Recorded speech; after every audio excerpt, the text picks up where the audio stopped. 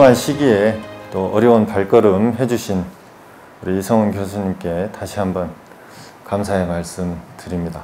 그리고 이 자리엔 못 오셨지만 밖에서 이렇게 차에서 라디오를 통해서 주파수를 맞춰서 들으시는 분들, 또 각 댁에서 카카오 라이브를 통해서 함께하고 계신 스님들과 우리 사부대중 여러분들께 다시 한번 감사의 말씀 드리겠습니다. 그러면 오늘 수륙제의 기원과 의미와 현황에 대해서 귀한 강의를 해주실 동방문화대학원 대학교 이성훈 교수님을 모시도록 하겠습니다. 오늘 수륙제의 의미와 현황이라는 주제로 이 보온사, 유서 깊은 보온사지에서 말씀을 드리게 된 것을 무한한 영광으로 생각합니다. 우리나라의 현재 수륙제라는 형태의 의대가 근래에 종종 이제 여러 곳에서 선행되고 있고 2012년부터 국가무형문화재로 수륙제가 이제 지정이 되어서 세 곳의 사찰에서 정기적으로 봉행을 하고 있습니다. 그 수륙제라는 것들이 이제 근래 다시 한국 사회에서 크나큰 반향을 일으키고 있는 의대로 두각을 나타내고 있습니다만 사실은 수륙제는 불교의 의례 가운데 가장 큰 의례의 하나입니다. 가장 큰 의례의 하나였던 것들이 우리 사회에서는 어느새 잊혀져가는, 어쩌면 과거에 우리 선조들이, 우리 조상 스님네들이 했던 것들로만 이해되고 있었던 부분이 적지 않이 있습니다. 그래서 오늘 이 보온사에서 그 수륙제를 한번 재현하신다고 하고 또 보온사에서 많은 판본이 출연했고 그러한 것들을 새롭게 느끼면서 도대체 이와 같은 수륙제가 어떠한 의미를 담고 있고 현재는 어떻게 이해되고 있고 또 어떻게 설행되고 있는가 등등에 대해서 한번 좀 이제 짚어보는 시간을 갖도록 하겠습니다. 그러면 수륙제가 어떻게 현재까지 이해되어 왔고 어떻게 이해를 하고 또 어떻게 해야 되는가 등에 대해서 얘기를 좀 나눠보겠습니다. 현재 이 장면은 진간사 수륙제 장면입니다. 진간사가 이제 국가무형문화재 126호로 지정되었고 같은 시기에 이제 사마사가 125호로 지정이 되었습니다. 첫째, 수륙제의 의미를 볼 텐데요. 그럼 수륙제가 도대체 언제부터 어떠한 의미를 담고 설행되었는가라는 말씀을 드려야겠습니다. 현재 중국 불교가 이제 10세기 이후부터 우리가 지금 말하고 있는 의례가 수륙제라는 수륙이라는 이름으로 이제 설행되었습니다만은 그 근원을 찾아가 보니까 무차대해라고 합니다. 무차대해. 이 무차대해는 우리말로 하면 옛날에 우리 선원 스님들이 그런 말씀을 많이 하잖아요. 온원이 잡지 않고 간원이 잡지 않고 온원이 막지 않는다라는 개념에 온원이 막지 않는다는 개념입니다. 사실은. 근데 이게 그 선빵보다 어쩌면 먼저 만들어진 말일 수도 있습니다. 이때 온원이 막지 않는다는 건 무슨 의미냐면 오는 사람들에게 모두 골고루 부처님의 법식을 나누어준다는 의미가 담겨 있습니다. 부처님의 법식을 어떤 훌륭한 집안의 사람한테는 주고 그렇지 못한 사람들에게는 주지 않는다라는 것이 아니라 모든 사람에게 열려있는 가르침, 열린 가르침을 투구하는 불교의 정신이 이 수륙제의 근원인 무차대해에 실려 있다는 거죠. 그래서 지금 수륙제 도량을 운영하는 진간사를 한번 10월 둘째 주에 한번 가보셨으면 좋겠습니다. 거기 스님네들이 주로 이런 말씀을 하십니다. 수륙제 도량을 얼마나 정갈하게 꾸몄길래 수륙제 도량에 발을 들여놓는 사람들은 누구나 이미 업장이 소멸된다라는 확고한 신념을 가지고 계시더라고요. 그 역시 종교적 신념은 대단히 훌륭한 건데 그와 같이 훌륭한 생각들이 어떻게 해서 성립됐고 어떤 과정 속에서 우리 한국 불교인들은 이해하고 있는가 이런 얘기들을 하게 됩니다. 근데 수륙제가 무차대해를 기원으로 한다고 했는데 그럼 무차대해는 뭔가? 그 기원이 뭔가 또 얘기를 해야 됩니다. 무차대해는 인도말로 반짜와시카, 반짜월사, 반짜와시카 반짜가 5개라는 뜻이잖아요. 반짜 스칸다 하면 온 그러지 않습니까? 인도말 반짜가 5이라는 뜻이고 여기 와사카가 대해란 뜻이랍니다. 대해. 그러니까 5년마다 한 번씩 큰 스님네들을 모시고 공양을 올리는 대회였답니다. 그러니까 5년에 한 번씩 나라에서 뭐 아소카와 같이 신심이 있는 분들이 전국의 스님네들을 불러 모으셔가지고 공양을 올리는 날이.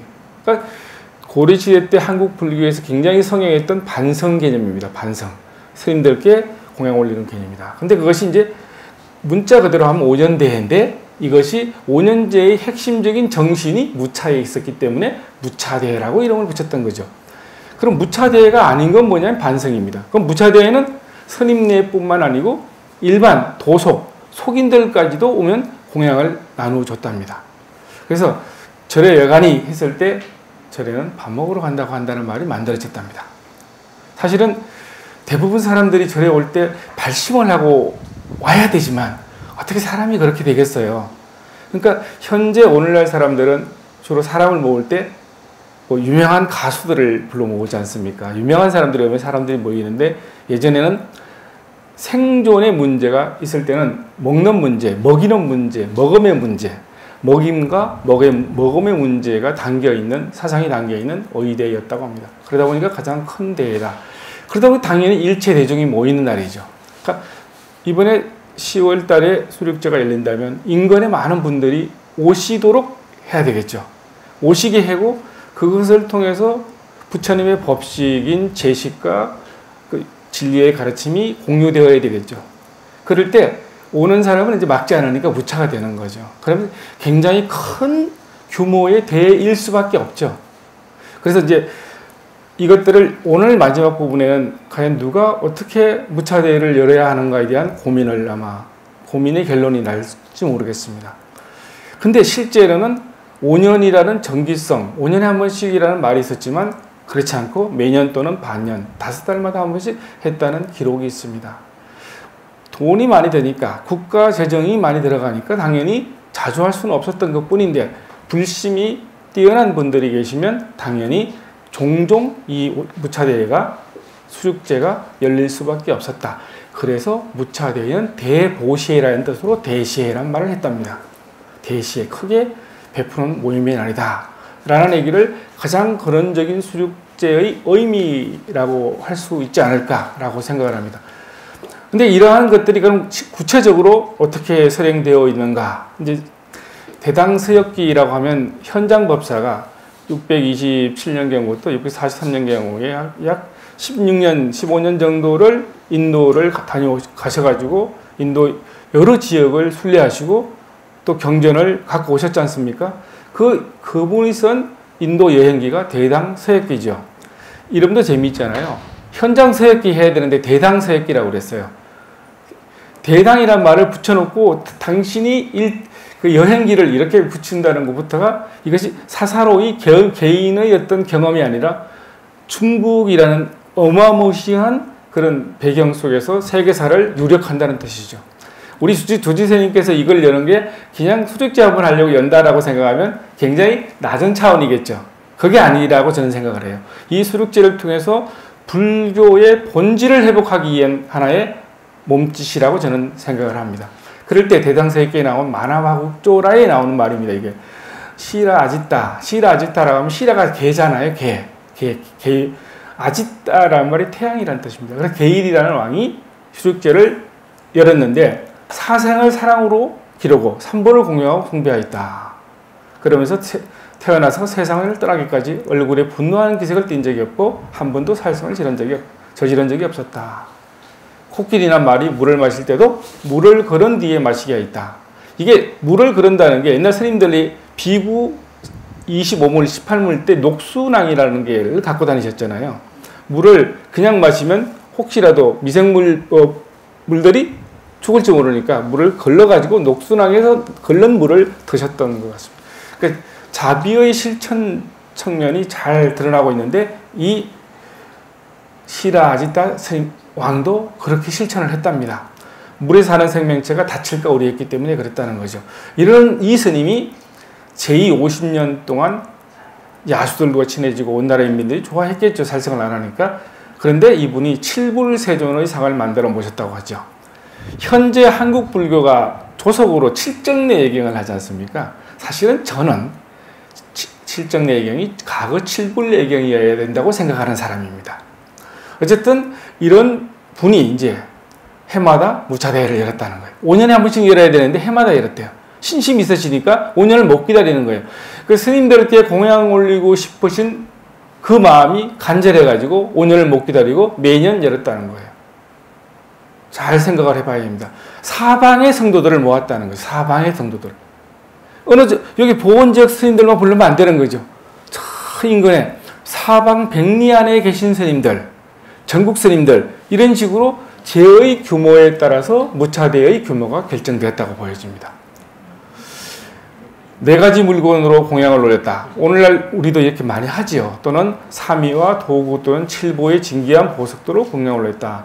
어쨌든 이것이 아름다운 업이었다는 거예요. 그 아름다운 업들이 현재는 많이 설행이 되지 않는 이유는 뭘까? 그것도 답이 있습니다.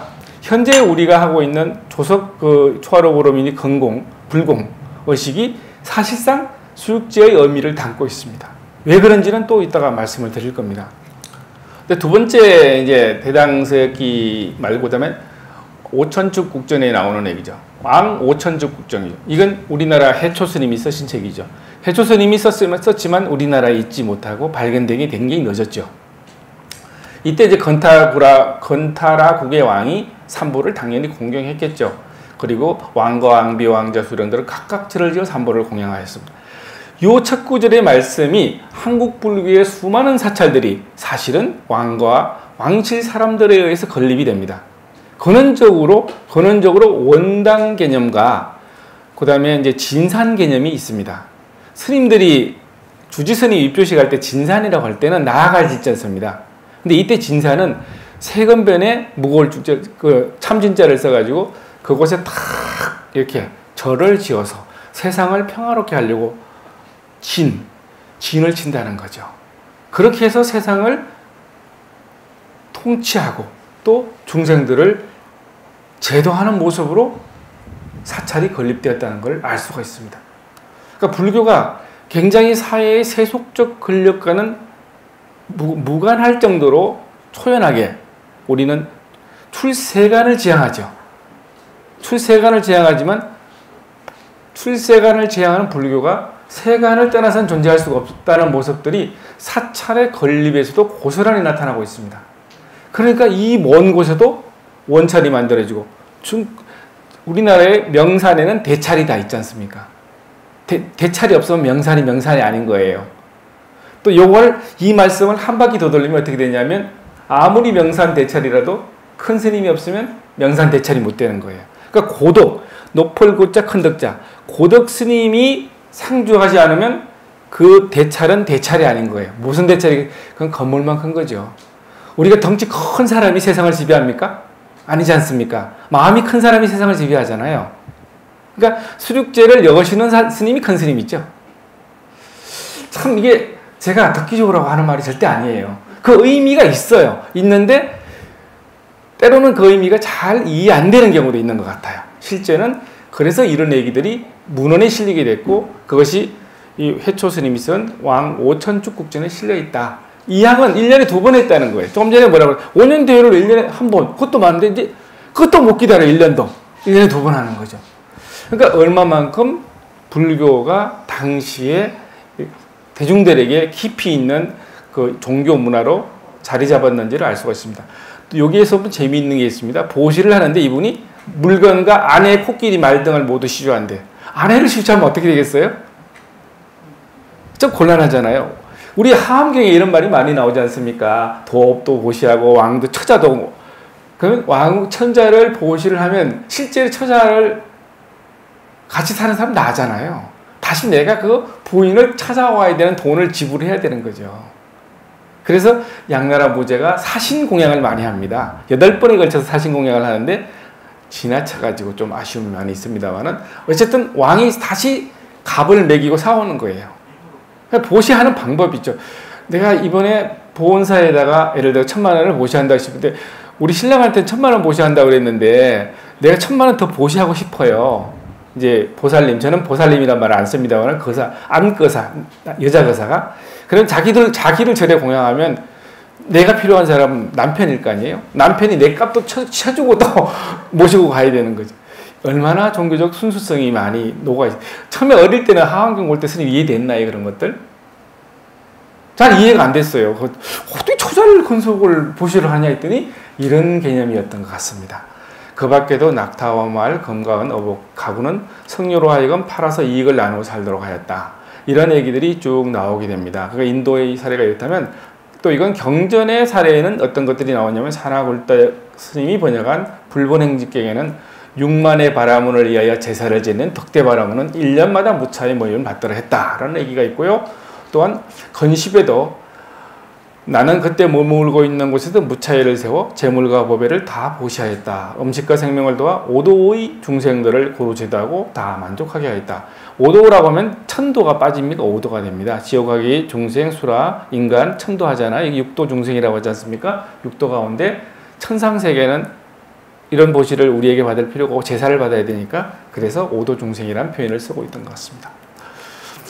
이제 다시 또 이제 수륙제의 개념으로 오겠습니다. 좀 전에 우리가 무차대에는 대시해라고 했습니다. 대시해는 다른 말로 하면 재성이다.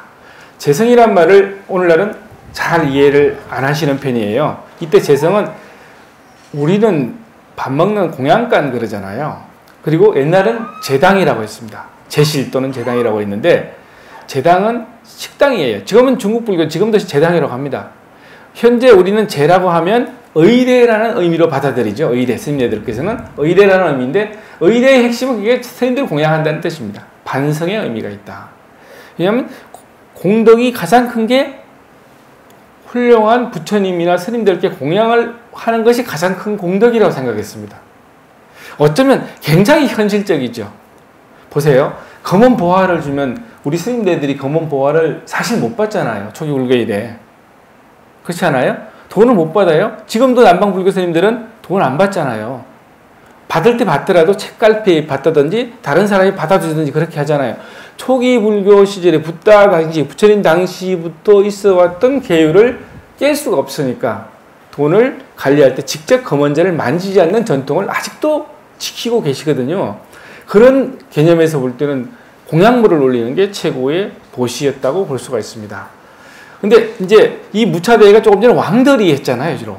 왕들은 아무래도 국가라는 나라를 크게 가지고 있었으니까 돈이 어느 정도 여유가 있었으니까 얘기가 쉽지만 그럼 나 개인은 어떻게 해요? 나도 하고 싶은데. 그래서 이제 개나라는 아마 그림을 그리는 스님이 옛날부터 계셨나 봐요. 이분이 3년 동안 일을 해서 30냥의 검을 얻었는데 이분이 무차대회를 하는 걸 보고 윤화 스님한테 가서 여쭤봤대요. 저 돈이 얼마나 필요하면 저렇게 할 수 있습니까? 라고 하니까 이 윤화 스님이 30냥 정도는 하루 하려면 30냥 정도는 필요하다. 이 30냥이 어느 정도인지 모르겠습니다. 지금에. 그래서 나는 전세에 복을 짓지 못해서 복이 없으니까 현세에 복을 짓겠다. 우리 삼국유사에 나오는 가난한 어머니 얘기 나오잖아요. 그 얘기 소뚜껑 하나밖에 없는 그것까지도 보시하는 그 마음이 여기도 그대로 나타나고 있습니다. 그래서 설해를 했다라는 얘기는 인도 고사에서 굉장히 많이 나옵니다. 대장엄론경 건사에서 동일한 고사가 있는데 어쨌든 철저하게 반차해, 그러니까 반차 5년 뒤에는 재성이라는 개념으로 자리를 잡았다고 할 수 있을 것 같습니다. 근데 이거는 반차가 이분의 개나라는 분이 또 여기서 보면 스님은 또 아닌 것 같아요. 이분이 3년 동안 객지에서 품팔이를 해서 30냥의 검을 벌었다. 집으로 오다가 반차옷을 5세해를 여는 걸 보고 5년 대해를 중국 사람들이 초창기에는 5세해, 5년 대해 이렇게 번역을 했답니다. 그러니까 불교 공부하는 분들이 간혹 가다가 불교가 어렵다고 얘기하는 분이 더러 계시잖아요. 근데 스님은 어떻게 생각할지 모르겠지만 불교만큼 쉬운 게 사실 없잖아요. 없어요. 왜? 마음 닦는 게 뭐가 어려워요. 그죠? 잘 안 돼서 그런 거죠. 잘 안 돼서 그런 거고, 그리고 불교가 현재 우리가 한자나 한문이라는 거를 바탕으로 불교를 하다 보니까 어려운 거죠.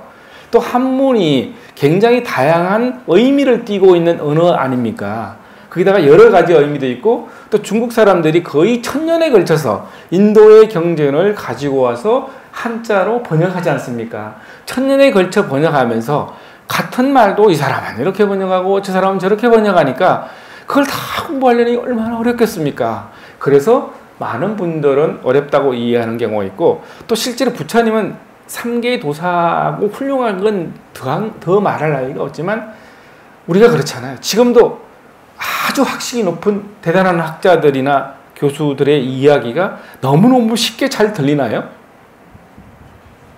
한글로 다 썼어. 철학책이 잘 읽혀지던가요? 칸트의 3대 이성 비판이 잘 읽혀지던가요? 한글인데 왜 안 되겠습니까?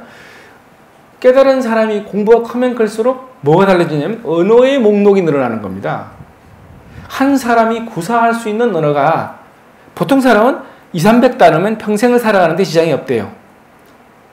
근데 이게 몇백 단어가 아니라 몇천 단어, 몇만 단어까지 의의 목록이 늘어나면 늘어날수록 저하가 무슨 말 하나 경상도식으로 이렇게 돼버리는 거죠. 사유가 깊어지고 깊어지면 깊어질수록 당연히 사유의 깊이를 늘리지 않은 사람들은 그와 같은 얘기를 하면 아무리 쉬운 얘기도 어렵게 느껴지는 거죠. 그래서 어렵다고 하는 것 뿐이죠. 실제로 부처님이 요구한 게 너무나 단순하잖아요. 읽어보면. 개정이 사막 닦으라는 거 뭐가 아니 개 시키고 가만히 앉아있으면 되는데 뒤따 돌아다니고 있지 않습니까? 마음을 보면 되는데 마음을 안 보고 대상을 보지 않습니까? 우리 조금 전에 뭐 했어요? 반야신경 외웠잖아요. 맨날 제법이 개공이란 말을 납치고 밤이고 제법 개공하면서도 우리는 제법 개시를 하지 않습니까? 그렇지 않나요? 제가 머리 긴 사람이 이런 말하기가 조금 쑥스럽습니다. 제가 공부를 많이 한 사람이 아닌 사람이. 그런데 그게 안 되는 이유는 어려워서가 아니고 우리 안에 있는 내적 정리나 세계 대상을 바라보는 우리의 가치가 정립되지 않아서 그렇다고 저는 생각을 합니다. 어쨌든 이분이 30냥을 벌었더니 하루 동안 해를 열면 얼마가 드냐고 해서 30냥을 든다고 하니까 거기서 이렇게 고민을 하고 나서 생각해서 야, 더 이상 내가 복을 안 지어가지고 다음 생에 또 윤회를 하면 안 되니까 금생에 윤회를 끊으니까 복을 짓자. 복을 지으면 윤회를 끊을 수 있나요? 못 끊죠? 복을 지으면 윤회를 끊는 게 아니라 윤회를 끊을 수 있는 수행을 할 수 있는 거죠. 이거 잘 알아야 되죠? 우리 선하는 스님들은 늘상 그런 말씀하잖아요. 우리 수덕사 문중은 선가 문중이 강하지 않습니까? 제가 어릴 때 그런 말을 많이 했어요. 치복은 삼세한이라고. 들어보셨죠? 복을 열심히 지으면 치성을 드린다고 그러잖아요. 부처님 공양 올리는 건 복 짓는 거 아니에요? 치복. 그렇게 복을 지어놓으면 삼세의 한이 된대. 금생은 복을 짓느라고 공부를 못했고 내생은 금생의 복을 받느라고 또 공부를 못했고 그 다음 생은 그 다음 생에 공부를 못해가지고 또 이런 육도윤회를 벗어나지 못하니까 한이 된다는 거 아니겠습니까? 그러면 이거 복 지으란 말 하지 말아야지. 공부가 안 되잖아요. 우리 중생들은 그 공부가 안 되니까 복력이 있어야지 공부가 되니까 복을 짓는 거죠. 그래서 우리 경봉 스님께서 그런 말씀 많이 했다면서요. 납자가 이렇게 참선한다고 온다면 딱 보시고 얼굴 나판에 밥풀떼기를 좀 붙이고 오라고. 어른이 참 재미있지 않습니까? 복이 없으면 얼굴에 먹을 밥이 없으니까 네 얼굴에 밥풀이 좀 복이 붙어 있어야지 공부를 한다. 참 명언 아닙니까? 전 그 정도가 돼야지 무엇을 안다고 생각합니다. 불교를 알려면 이게 눈에 보여지는 것만 알면은 그거는 초등학생도 알아요. 진정한 것들은 보이지 않는 것들을 볼 수 있어야 되잖아요. 그럴 때 우리는 당장 수행 이전에 복도 수행의 하나입니다만은 우선 복을 지어서 내가 공부를 할 수 있는 나를 만들어가는 과정이 무엇보다도 굉장히 필요하다는 사례를 이 개나 스님의 얘기를 통해서 알 수가 있다는 거죠. 그래서 30냥을 기부해서 바로 무차회를 열고 집에 가니까 집에 가는 부인은 뭐라고 그러겠어요? 그래서 3일 동안 이제 죄를 쳐서 다시 고구 빠졌는데 종을 추잖아요. 종을 칠 때 사실은 지금은 지옥 중생을 부르기 위해서 종을 친다고 합니다만은 종은 스님들을 모을 때 쓰는 거죠. 모을 때. 왜 모아야 되겠습니까? 밥 먹이려고 죠. 밥 때가 되니까 지금처럼 우리는 이렇게 다닥다닥 붙어 있거나 핸드폰이 없는 사이니까 사찰에 대종이 몇 번 올리느냐에 따라서 공양대를 알리게 되고 우리 큰 스님이 출타한 것도 알게 되고 들어오신 것도 알게 됩니다. 모든 통신기구의 제 첫 번째가 대종 추였다고 합니다. 그러니까 인도에서부터 이미 발달한 거죠. 이걸 쳐가지고 사람들에게 이제 설해를 해를 했던 거죠. 그러니까 집에 가니까 부인이 3년 동안 벌어온 거 좀 내놔라 하니까 내놓을 게 없잖아요. 다 써버렸으니까. 그럼 내가 이 사람이 뭐라고 그래요? 이 말이 재밌어요. 내가 얻은 재물은 지금 모든 튼튼한 창고 안에 있대. 이 튼튼한 창고가 결례랍니다. 결례장이래. 결례 지신이 어디에 나오는지 혹시 스님들 아시죠? 결례지신이 지장경에 나오잖아요. 지장경 읽어보셨잖아요. 지장경에 결례지신이 나오잖아요. 왜 아주 굳건한 이런 재물은 땅속에 숨겨놔야 되잖아. 그러니까 부동산 사면 돈을 버는 거죠. 땅속에 잘 숨겨놨으니까. 이건 정말 그냥 하는 소리입니다만은 결례란 말이 여기 나오는 요 말이 이분이 결례인데 이 결례가 어디냐? 튼튼한 창고에 묻었대. 그 튼튼한 창고 어디냐? 그게 바로 스님들이라는 거야. 그러니까 결례 지신이 땅속에 있는 지신이야. 이건 비유야. 이 땅이 어디라고요? 스님네들이라는 거야. 그래서 스님들이 복전이란 말을 하는 거예요. 이건 정말 나는 우리나라 불교인들은 확실히 알아야 된다고 봐요. 우리가 보시를 해야 될 대상은 스님네들이야. 그럼 스님들은 보시를 받으면 어떻게 해야 되겠어요? 그게 다 또 짐이죠. 내가 받은 보시가 다 내가 안고 가는 거 아니에요? 그러니까 더 정진하시는 거잖아요. 그래서 또 중생을 건지고 이게 주고받음이란 현대 경제학적 관점에서 볼 때는 기브 앤 테이크잖아요. 이걸 좀 이따가 이제 그런 도표도 보여드립니다. 그러한 것들이 이 무차대에 서며 있습니다. 무차대에 공양을 올리는 것들은 실제로 불전을 지으라고 하는 뭐 그런 측면만이 있는 게 아니라 실제 이런 것들 스님들이 수행을 해서 그 공양물을 받고 몸을 법기를 튼튼히 해서 중생을 제도하게 하는 것 편리하잖아요. 그러니까 우리는 스님들한테 투자하는 거야. 투자. 스님들은 그걸 받아가지고 잘 써. 특별히 할 것도 없어요. 잘만 하면 돼. 간만에만 있으면 되죠. 얼마나 좋아요. 엄한 짓 안 하면 되잖아요. 예를 들어서 그런 식으로 우리 공부만 하게 된다는, 공부할 수 있는 배경을 만들어주는 문화가 여기에 출발점이라고 저는 보여집니다. 그래서 스님들 속에 있다니까 부인은 그걸 알아들었으면 묻지도 않았겠죠. 아이고 정말 역시 우리 남편이라고 그러고 진짜. 근데 아직 우리 부인은 그 정도까지는 안 온 거죠. 그 복이 아내까지 가지 않았어. 명심보감이면 이런 말 있잖아요, 스님. 복지심령이라고. 복이 척하면 심한이 열린다예요. 심령이 열리거든요. 그래서 이제 이런 심령이 열렸기 때문에 이게 수족제가 여기 열리게 된 거예요. 그리고 이 판본이 보온사 판본이 이렇게 해소되어 왔다는 거고, 그 중에 또 제가 10월달에 세미나 때 말씀을 드릴 예정의 하나가 제반몰이라는 특이한, 너무나 평범한데 특이한 것들이 다른 어느 사찰보다 현재 나와 있는 판본 중에서 가장 이런 시기에 나온 본이 있다라는 사실. 그랬을 때 이곳의 보온사, 강당사의 의미가, 지리적인 의미와 불교 사회적 의미가 뭔지가 아마 조금은 보이지 않을까라고 생각을 합니다.